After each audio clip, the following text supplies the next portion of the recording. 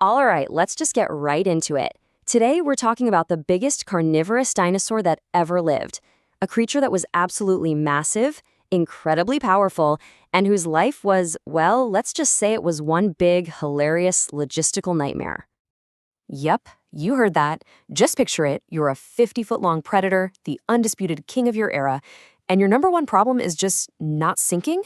This right here is the tragic comedy of the Spinosaurus. Paleontologists can't seem to agree on what you looked like, but there's one thing they all pretty much land on. Your whole existence was a design flaw. Every part of you was hyper-specialized. That giant sail on your back, a huge target. Your legs, hilariously short. And that long snout? Sure, it was perfect for snatching fish from the rivers you lived in, but for literally anything else? Absolutely useless. So if we really want to get a handle on this creature's predicament, we've got to go all the way back to the start. Because your story doesn't begin with a mighty roar, but more with a splat. Welcome to the world. You've just hatched in the sweltering swamps of Cretaceous North Africa. Now, this place is so gnarly that scientists have called it the most dangerous place in the history of Earth. So yeah, this lovely spot, hot, humid, and just reeking of death, is where you meet your first and most relentless enemy. And no, it's not another dinosaur.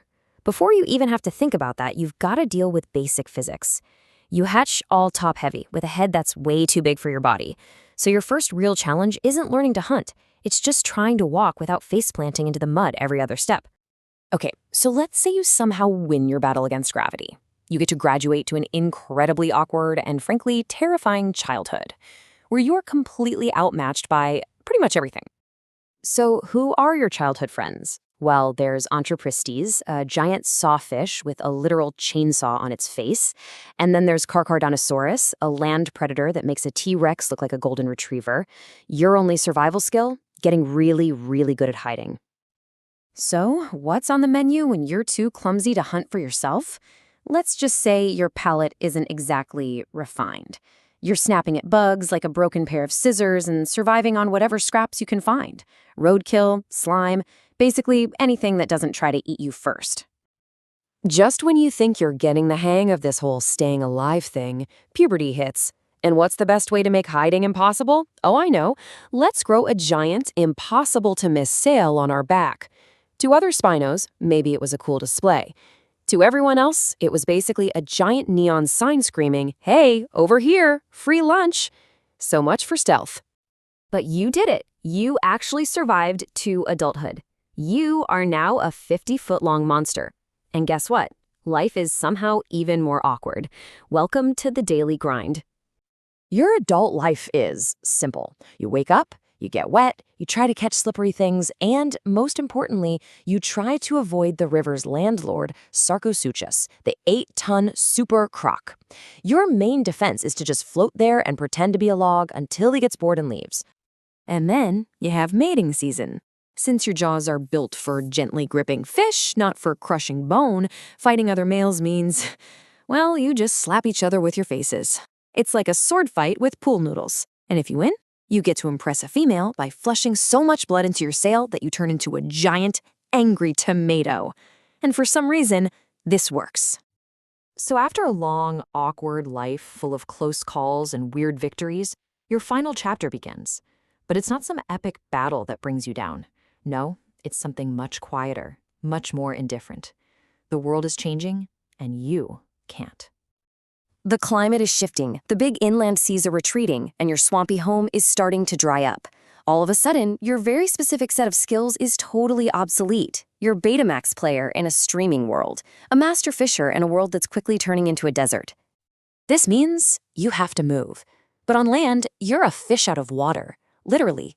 You're slow, you're clumsy, and your delicate snout is no match for the new predators you're running into. You're built to catch trout. They're built to crush bone. This isn't going to be a fair fight. And this is how it ends, not with a roar, but with a quiet collapse onto the dry earth. You're too tired to even swat away the little raptors nipping at your tail. You were the king of the river, but the river kicked you out. Game over. But hold on. Your story isn't over, not by a long shot.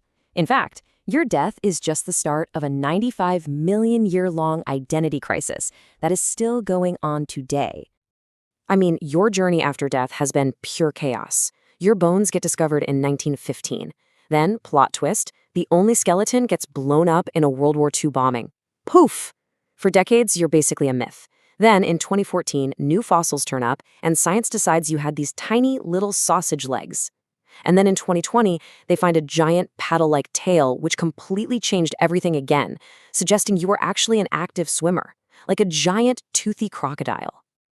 And of course, we gotta talk about your big moment in Jurassic Park 3, where you snap a T-Rex's neck. Yeah, that's scientifically impossible, but man, did it look cool. It just perfectly shows the huge gap between the movie monster we all saw and that kind of goofy, semi-aquatic fish eater that science thinks you were. Really, your perceived cool factor has been on a total roller coaster. With every new discovery giving you shorter and shorter legs, you've gone from a Godzilla-level monster to, well, something like a giant dachshund with a sail. The paddle tail definitely helped get some points back, though. You can almost hear the fossil just screaming into the void, right? Stop changing my stats. One year you're a swimmer, the next you're basically a wading bird. You're not a dinosaur, you're the living patch notes of paleontology. Your whole identity just gets a new update every few years. So, when you boil it all down, what are we left with? Your entire existence seems to be defined by two main things: being really, really big and being really, really confusing. And that kind of leaves us with the big question, doesn't it? What do we even make of this bizarre, magnificent animal? Was it a monster, a fascinating but ultimately failed evolutionary experiment? Or was it just a very confused, overgrown duck, just doing its best in a world it was hilariously unequipped for? The science is still out, and you can bet the debate is far from over.